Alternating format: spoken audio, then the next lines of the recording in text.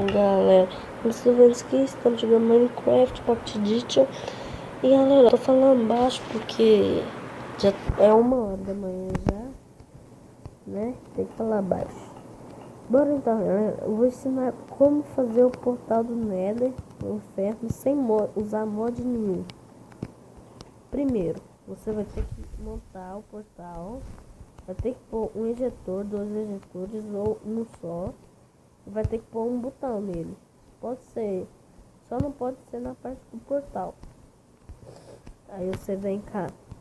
Pronto, construiu. Não precisa ter redstone nenhuma aqui, ó. Ó, só esse bloco aqui, ó. Pronto, aqui, ó. Não tem nada. Esse botão aqui eu botei sem querer também. Quebra, quebrou. Aí pronto, quebrei. Aí, você botou o botão aqui em cima.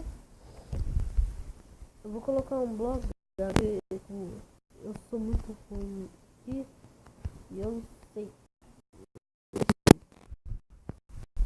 Ó, sei, clicou no botão e fez o portal do Nether. Esse é o portal do Nether. Ah, agora eu vou entrar. Pronto, tá no inferno.